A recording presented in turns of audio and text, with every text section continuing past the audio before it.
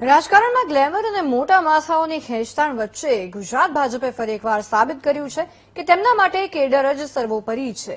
મહેસાણા ભાજપ કાર્યાલયમાં 28 વર્ષથી ચા પાણી પાતા પ્યુન રમેશ ભીલ હોય કે અમદાવાદના સરસપુરમાં વર્ષો સુધી સ્વાદિષ્ટ ભોજન પીરસનારા રસોઈયા રાજકુમાર રાજપૂત પક્ષે સાબિત કર્યું છે કે જેમના હાથમાં ક્યારેક ચાની પ્યાલી કે કડછી હતી, આજે એ જ હાથોમાં જનસેવાનું કમળ શોભી ઉઠ્યું છે। આ માત્ર ટિકિટની વહેંચણી નથી, પણ લોકશાહીના એ પવિત્ર પાયાનું સન્માન છે, જ્યાં સેવા જ સત્તાનો માર્ગ પ્રશસ્ત કરે છે। રસોડાથી રાજનીતિ અને ઓફિસના ટેબલથી જનતાના હૃદય સુધી પહોંચવાની આ સફર આજે સમગ્ર રાજ્યમાં ચર્ચા અને કુતૂહલનો વિષય બની ગઈ છે।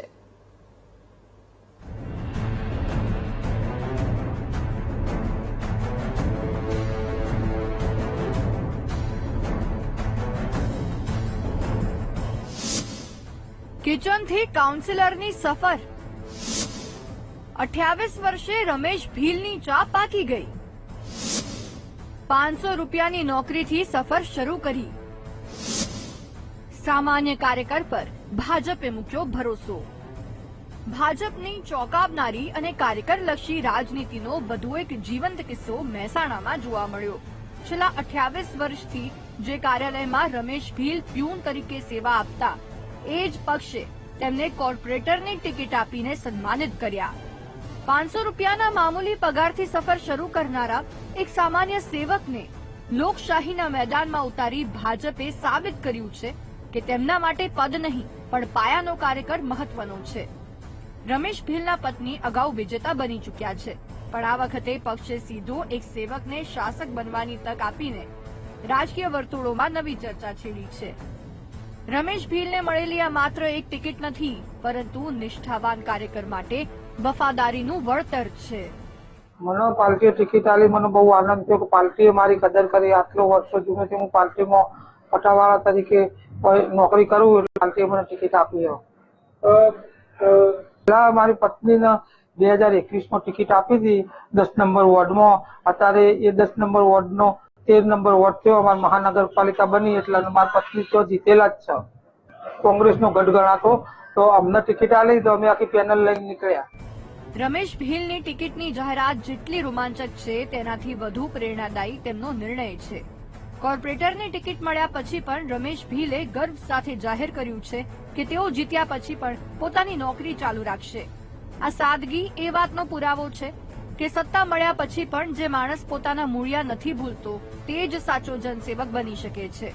ભાજપની ચોંકાવનારી નીતિએ અહીં માત્ર એક ઉમેદવાર નથી આપ્યો, પણ સમાજને એક એવો સંદેશ આપ્યો છે કે લોકશાહીમાં સામાન્ય માણસ પણ શાસન તંત્રનો હિસ્સો બની શકે છે। સ્વાદથી સેવા સુધીની રાજકુમારની સફર, જેમણે વર્ષો સુધી કાર્યકર્તાઓ માટે ભોજન બનાવ્યું, આજે એમને જ ઉમેદવાર તરીકે આગળ કરાયા। ભાજપ હંમેશા તેની કેડર બેઝડ રાજનીતિ માટે જાણીતું છે। અમદાવાદના સરસપુરમાં પણ ભાજપે રાજકુમાર રાજપૂત નામના રસોઈયાને ટિકિટ આપી છે। રાજકુમાર ભાજપ કાર્યાલયમાં રસોઈયા તરીકે કામ કરતા હતા। તેમની પસંદગી થતાં જ લોકોમાં પણ ઉત્સાહ જોવા મળી રહ્યો છે। તેમણે શું કહ્યું, આવો સાંભળીએ।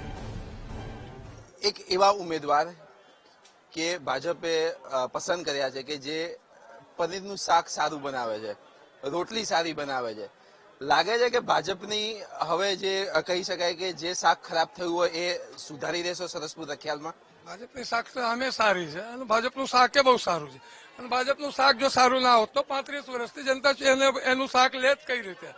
ભાજપની શાક હંમેશા, કેમ કે એની અંદર ભાજપના શાકમાં ભક્તિનો રસ છે, અને ભક્તિનો રસ એટલો મીઠો હોય છે કે હંમેશા ભક્તિનો રસ આ ભગવાએ અમને આપેલો છે, અને એટલી તાકાતે આપી છે કે એ શાક પણ અમે સારું બનાવી શકીએ છીએ, અને ભક્તિ પણ સારી કરી શકીએ છીએ, અને પ્રજારૂપી ભક્તિ, પ્રજાની સેવારૂપી ભક્તિ અમે જે કરીએ છીએ એનું આ શાક છે અને એનો આ સ્વાદ છે।